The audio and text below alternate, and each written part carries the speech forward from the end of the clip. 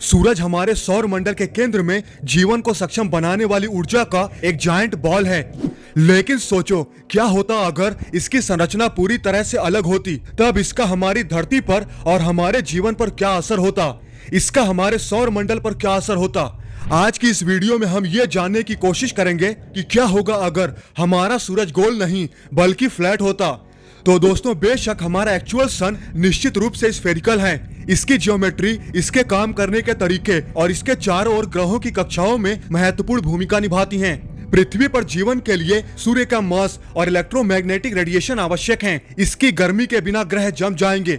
सूर्य ही वो वजह है जिसकी वजह से ग्रह अपनी कक्षा में रहते हैं। इसकी उपस्थिति और गुरुत्वाकर्षण खिंचाव हमारे सौर मंडल की स्थिरता के लिए एक महत्वपूर्ण कड़ी के रूप में काम करते हैं।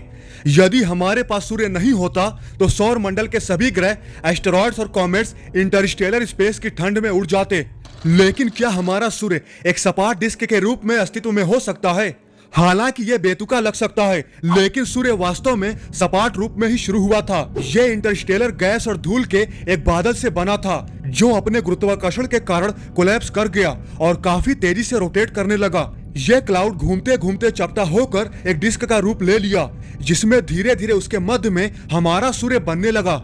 अगर सूर्य फ्लैट होता तो हम तुरंत समस्याओं में फंस जाते। हमारा सूर्य एक परमाणु रिएक्टर है जो लगातार हाइड्रोजन को हीलियम में बदल रहा है। जब तारों में जलने के लिए हाइड्रोजन खत्म हो जाता है तो उनका कोर सिकुड़ जाता है और उनका बाहरी हिस्सा फैल जाता है। इस पॉइंट तक स्टार एक रेड जायंट बन जाता है।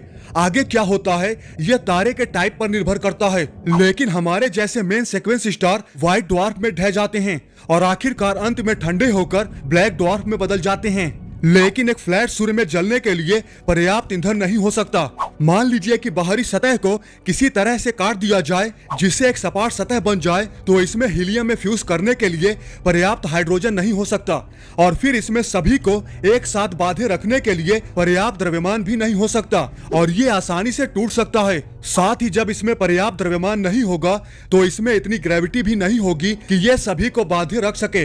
इसलिए सभी ऑब्जेक्ट, साथ में पृथ्वी भी इसकी पकड़ से छूट जाएगी, यहाँ तक कि पृथ्वी अंधकार में हो जाएगी, हिम युग में चली जाएगी और सारा जीवन लगभग समाप्त हो जाएगा। लेकिन अगर ये अपना पहले जैसा मास बनाए रखता है तो ये फिर से स्फीयर शेप में वापस आ जाएगा, क्योंकि अंतरिक्ष में बड़े बड़े ऑब्जेक्ट का गुरुत्वाकर्षण हर दिशा में उसके किनारों को समान रूप से खींचता है, जिसका मतलब है सभी हिस्से केंद्र की ओर नीचे की ओर खींचे जाते हैं, जिससे वो ऑब्जेक्ट एक स्फीयर शेप ले लेता है।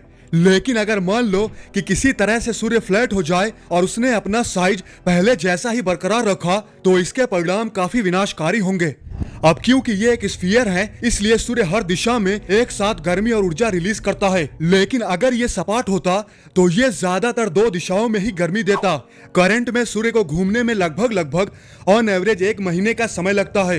हालांकि ये ध्रुवों की तुलना में इक्वेटर पर तेजी से घूमता है, इसलिए तो ऑन एवरेज बोला मैंने। ये उसी दिशा में घूमता है जिस दिशा में ग्रह परिक्रमा करते हैं। इसका मतलब यह है कि अगर सूर्य सपाट होता और अपनी मौजूदा गति से परिक्रमा करता रहता और इसका फ्लैट वाला हिस्सा ग्रहों की ओर होता, तो हम कई दिनों तक पूरे सूरज का अनुभव किए बिना रह सकते हैं। इसका मतलब है कि हमें साल में सिर्फ 2 बार ही पूर्ण सूर्य देखने को मिलेगा और अगर इसका तल नॉर्थ या साउथ की ओर मुंह करके घूमता तो हमें बस किनारा ही देखने को मिलता। इस केस में धरती का ज्यादातर हिस्सा अंधकार में ही डूबा रहेगा। हमारे अंधेरे आसमान में प्रकाश की एक पतली सी खड़ी रेखा मात्र होगी, जिसका मतलब ये है कि हमारे ग्रह के तापमान में भारी गिरावट आनी शुरू हो जाएगी। अन्य ग्रहों का भी यही हश्र होगा। शुक्र ग्रह काफी ठंडा हो जाएगा। हमारे सौर मंडल के प्रत्येक ग्रह को पहले की तुलना में बहुत कम रोशनी मिलेगी, जिससे हमारे सौर मंडल और जीवन की संभावनाओं में गंभीर बदलाव आएगा। इसका मतलब ये भी होगा कि धरती पर जीवन बहुत जल्दी खत्म होने लगेगा। पेड़ पौधे जो हैं वो हमारे फूड चेन के आधार हैं। जैसे ही वे मरते हैं, चेन का बाकी हिस्सा कोलैप्स कर जाएगा।